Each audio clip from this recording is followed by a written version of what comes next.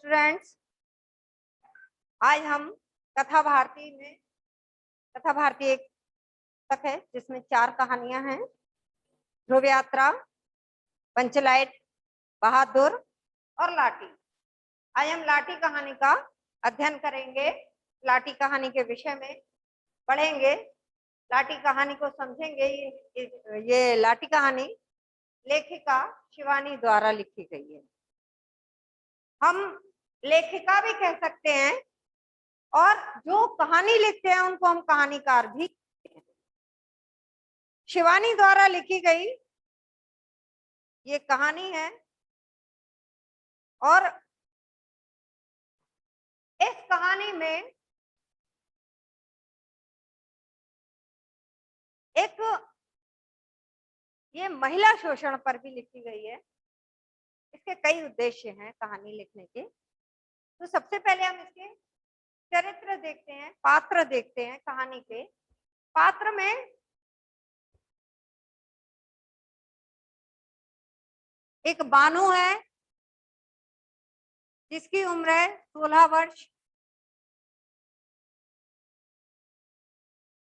और कर्नल साहब है,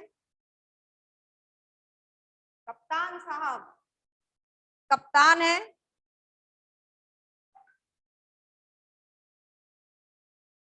बानो की 7 नंदे हैं और बानो की सास है, चचिया सास है। जो मेन कैरेक्टर है वो हम आपको बता रहे हैं। इसमें नायिका है बानो, नायक है कप्तान साहब।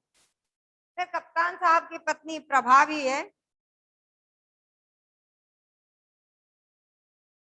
अब कहानी जो शुरू होती है तो गोठिया सैनिटेरियम में सैनिटेरियम कहा जाता है जहां पर 6 रोग से पीड़ित लोगों का इलाज होता है। ये ज्यादातर हिल स्टेशन पे होते हैं, पहाड़ी क्षेत्र में बने होते हैं। जितने भी रोग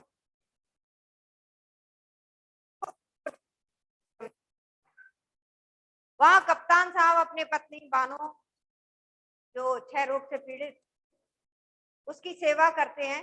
तो गोटिया के रूम नंबर बंगला नंबर 3 से ये कहानी शुरू होती है। अब कहानी के हम ये तो प्रारंभ तो यहाँ से होती है कि कप्तान साहब ने कप्तान साहब जो है फिर भी निराश नहीं होते, बानो की सेवा करते रहते हैं।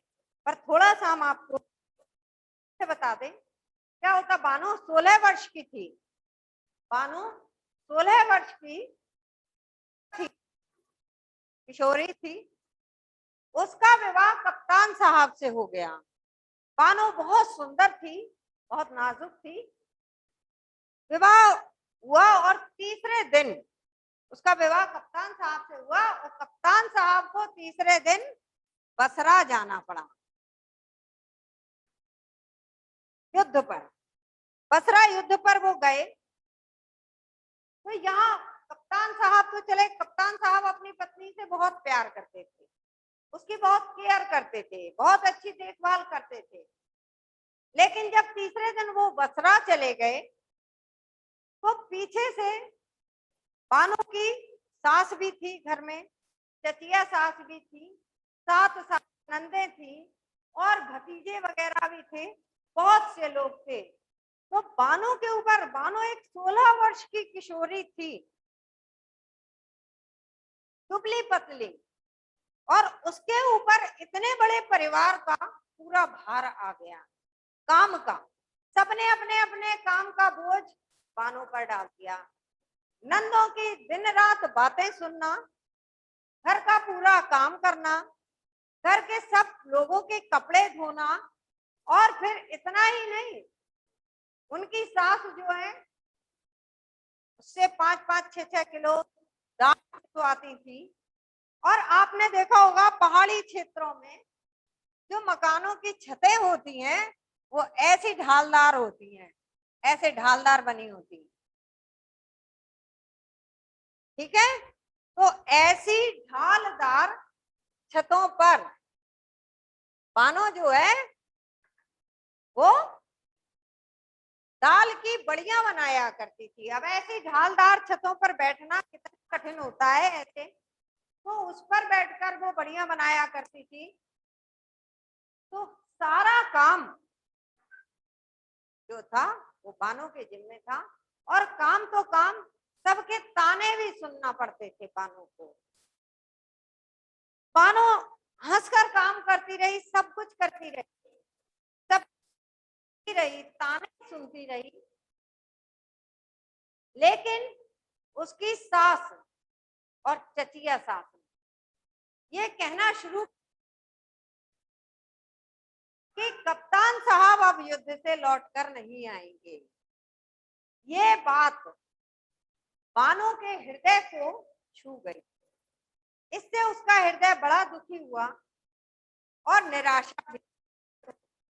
जब लोग उससे ये कहते, सास और चचिया सास, कि तुम्हारा पति अब लौट कर नहीं आएगा, कप्तान साहब अब लौट कर नहीं आएंगे, ये बात सोच सोच कर बानू जो है अंदर ही अंदर घुलती रही, काम भी करती रही, और अंदर अंदर घुटन होती रही, उसे घुलती रही, जिसका परिणाम ये हुआ कि उसे क्षय रोग हो गया। क्षय रोग, उसको क्षय रोग हो गया बानो को, क्षय रोग। इसे टीबी भी कहा जाता है, टीबी की बीमारी।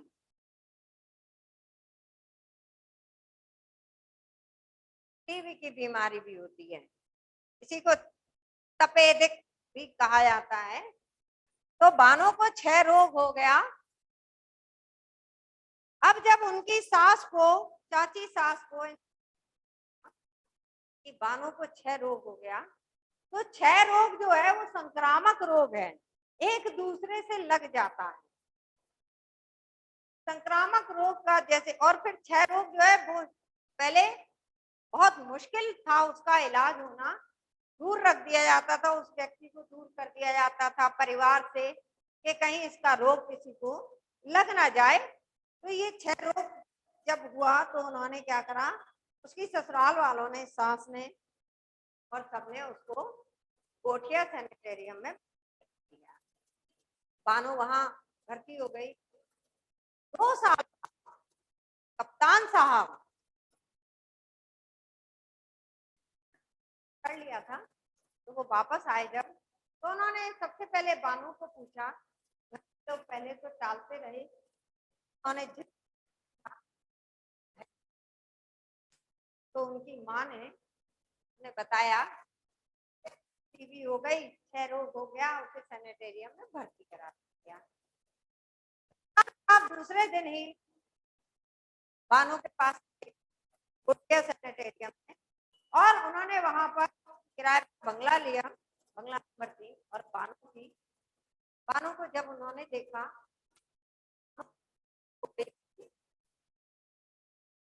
उन्होंने बानो की बहुत सेवा की, दवाई वगैरह देना, और नाश्ता पानी सब, मतलब जैसा डॉक्टर बताते थे वैसा ही कप्तान साहब करते थे, बानो को खुश रखने की कोशिश करते। वहां पर एक नेपाली भाभी भी भर्ती, जो कि बहुत अच्छे, मतलब उनकी कद काठी बहुत अच्छी थी, बहुत स्वस्थ दिखती थी, उनको भी रोग हो गया था। जब वो कप्तान साहब को बानो की सेवा करते हुए देखती थी, बानो की देखभाल करते हुए देखती थी, कप्तान साहब, कप्तान साहब की बहुत आप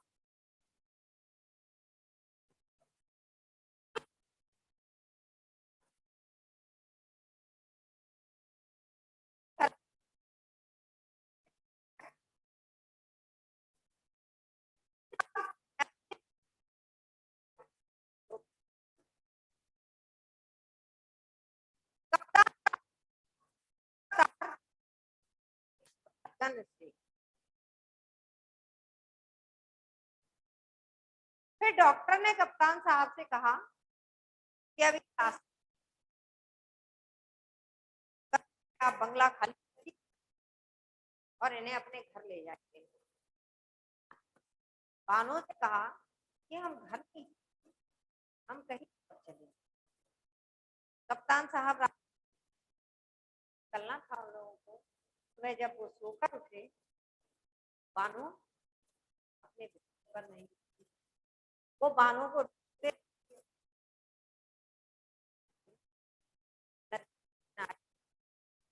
बानो की सारी दिखाई।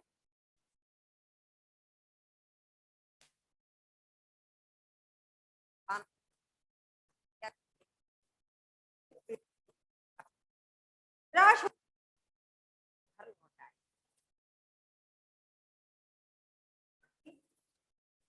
माँ ने और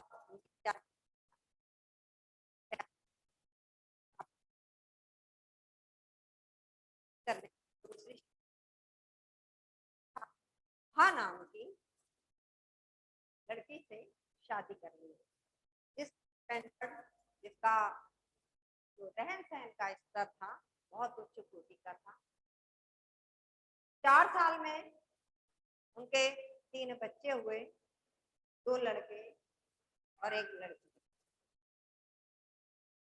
बहुत एक बार कप्तान साहब नैनीताल गए। बहुत स्मार्ट थी और आधुनिक रहन सहन था उनका, विचारधारा भी आधुनिक थी। जब उनके बच्चे बड़े हो गए, शिक्षा जो अपने से शिक्षा प्राप्त कर रहे थे, साहब अपनी पत्नी के साथ जब घूम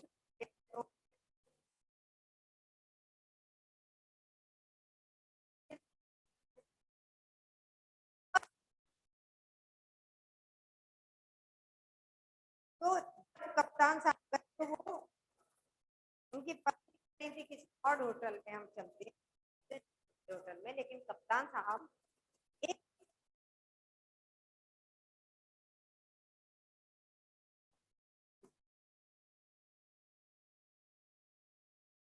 चाय वाले से कहा, भाई 2 गर्मा गर्म लाना। चाय बना रहा था उस समय वैष्णवों का एक समूह वहां आया। उसने वैष्णवी ने जो उनकी मुखिया थी, उस वैष्णवी ने चाय वाले को कहा कि भाई चाय बना दो, जितनी उन सब के लिए। उन्हीं वैष्णवियों में एक बहुत सुंदर थी वैष्णवी भी थी, जो आगे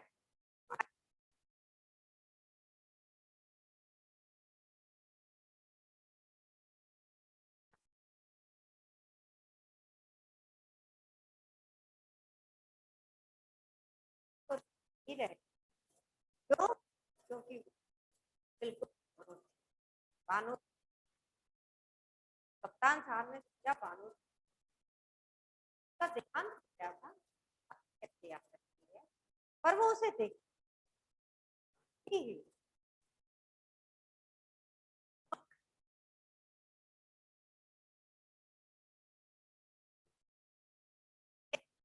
बोल नहीं सकती।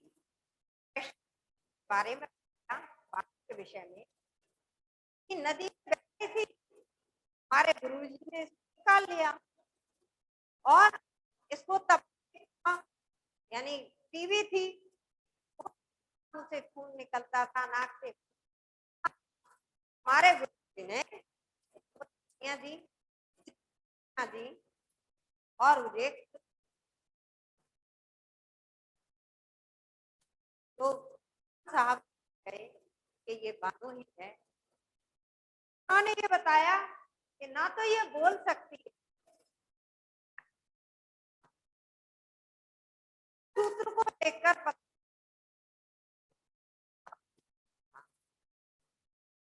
तो उन्होंने बताया हमारे गुरुजी ने इसको रखा है, अब ये केवल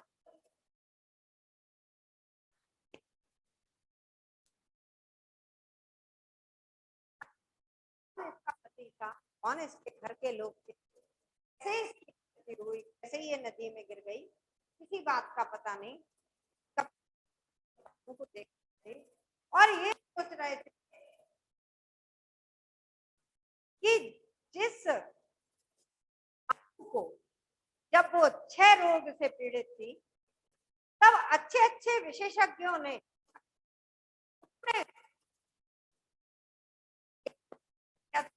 बचेगी, नदी में गई और एक गुरुजी ने जो कि थे,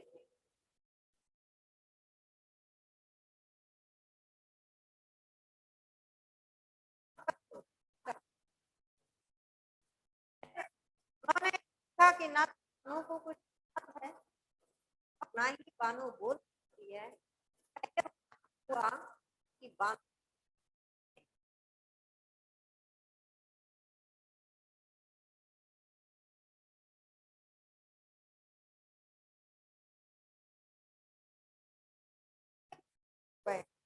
और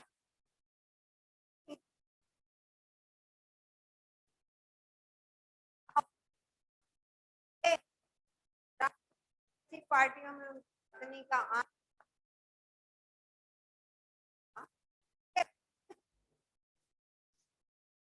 अच्छे में पड़ा है,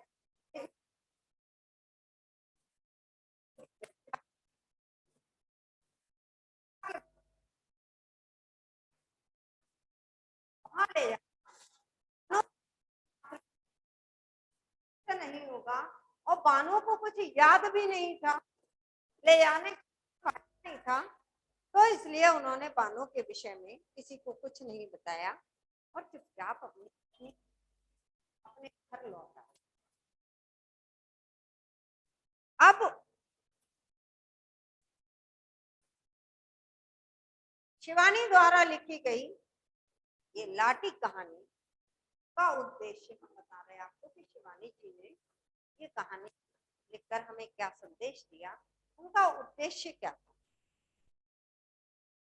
शिवानी जी ने ये कहानी लिखी और इस कहानी के माध्यम से उन्होंने ये बताया कि एक तो कम अवस्था में, यानी जब आयु कम होती है, 18 वर्ष के पहले किसी भी लड़की का विवाह नहीं करना चाहिए, किसी बालिका का विवाह नहीं करना चाहिए, क्योंकि वो विवाह के योग्य भी नहीं होती। दूसरी बात उन्होंने ये समझाई है, उनका उद्देश्य ये था ये बताना कि मध्यम वर्गीय परिवार में जब पति बाहर चला जाता है तो पत्नी का क्या हाल होता है, घर वाले क्या हाल करते हैं, यानी कि उनका बताना ये उद्देश्य था कि पति के बाहर चले जाने पर घर की जो स्त्रियां होती हैं, घर के जो लोग होते हैं, उसकी पत्नी का शोषण करते हैं, उसकी पत्नी पर घर का पूरा काम डाल देते हैं, और केवल काम ही नहीं डालते बल्कि उसको ताने भी सुनाते हैं, उसको सुनाते, बातें भी सुनाते रहते हैं और उससे काम भी कराते रहते हैं। तो उन्होंने ये बताया कैसे महिलाएं ही महिलाओं का शोषण करती हैं, पति के बाहर चले जाने पर पत्नी की क्या स्थिति होती है घर में, ये उन्होंने बड़े ही अच्छे ढंग से चित्रित किया है कहानी में। और लेखिका ने ये संदेश भी दिया है कि महिलाएं ही महिलाओं का शोषण करती हैं, और एक संदेश उनका ये भी है कि महिलाओं को अपना दृष्टिकोण बदलना होगा आधुनिक युग के हिसाब से। जब हमारा समाज शिक्षित है, आज हर कोई शिक्षित है, लेकिन शिक्षित होने के बाद भी हम अपना दृष्टिकोण नहीं बदल पा रहे, तो उन्होंने ये बताया है कि महिलाओं को अपना दृष्टिकोण बदलना चाहिए। अगर ऐसे परिवार हैं जहां पर पति बाहर रहता है और पत्नी अपने परिवार के साथ रहती है ससुराल में, सास नंद वगैरह के साथ, तो उनको, सास और नंदों को, चाहे जैसा संयुक्त परिवार हो, उन सबको, उस महिला को सहयोग देना चाहिए, उस स्त्री को सहयोग देना चाहिए जिसका पति बाहर चला गया, क्योंकि वो भी जो स्त्री विवाह, जो बालिका विवाह होकर आई है, वो भी उनके परिवार का सदस्य है। तो इसलिए उनके उसका शोषण ना करके उसकी सफलता के लिए, एक सफल जीवन बिताने के लिए, उसको आगे बढ़ाने के लिए, समाज में उसको समाज में उन्नति करने के लिए, चाहे शिक्षा के क्षेत्र में हो चाहे अन्य किसी क्षेत्र में हो, उसका सहयोग करना चाहिए, ना कि उसको ताने देना चाहिए। क्योंकि ताने देने से महिला निराश हो जाती है और दुखी होकर वो अपने जीवन से उसे कोई मोह नहीं रह जाता है और वो किसी ना किसी रोग से ग्रसित हो जाती है। तो यही शिवाजी जी का उद्देश्य था बताने का। और एक उद्देश्य उनका और है इसमें, शिवानी जी ये बताना चाहती हैं कि यदि परिवार में कोई स्वस्थ महिला रहे और उसको निरंतर ताने दिए जाएं, उससे निरंतर काम कराया जाए, तो वो कितनी भी स्वस्थ होगी तो भी वो बीमार हो जाएगी। और दूसरी ओर उन्होंने ये भी बताया कि 6 रोग जैसे असाध्य रोग कहा जाता था, 6 रोग को, टीबी को असाध्य रोग वाले व्यक्ति को यदि प्रेम, सहानुभूति और सेवा, समय पर उसकी परिचर्या जो है अच्छी तरह की जाए, तो कैसा भी असाध्य रोग हो वो ठीक हो जाता है।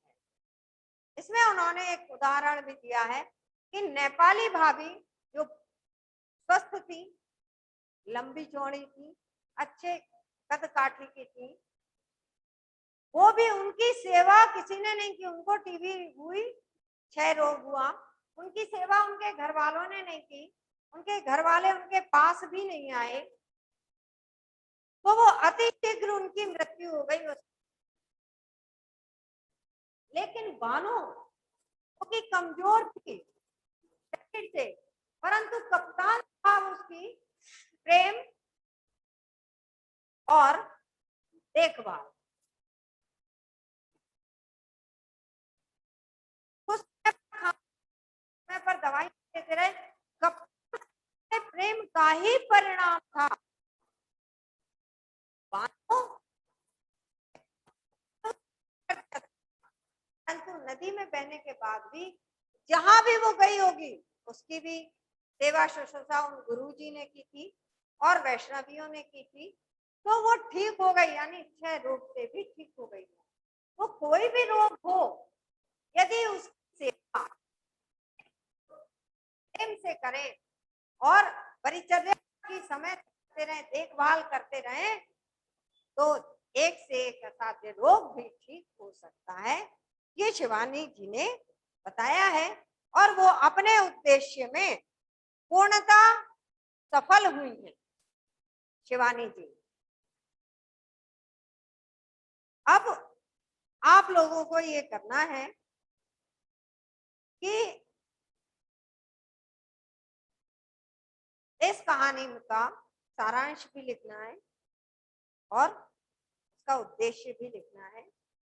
इसमें नायिका लाठी है, बानो। लाठी इसलिए नाम रखा है इस कहानी का नाम, क्योंकि जो बानो थी, जब वो नदी में बह गई थी, उसके बाद वो, उसकी जीभ कट गई थी, तो वो बोल नहीं सकती थी, याददाश्त चली गई थी, तो वो अपना परिचय किसी भी प्रकार नहीं दे सकती थी। तो लोग उसे लाठी के नाम से, थी तो वो बानो, परंतु लोग उसे लाठी लाठी के नाम से बुलाने लगे और इसलिए ये कहानी लाठी नाम पर केंद्रित हो गई। लाठी इसका नाम उन्होंने रखा लेखिका ने। तो आप लोगों को जो है इसके उद्देश्य और इस कहानी से हमें संदेश क्या मिलता है, ये भी आपको लिखना है। आज हम यही क्लास ऑफ करते हैं, ठीक है।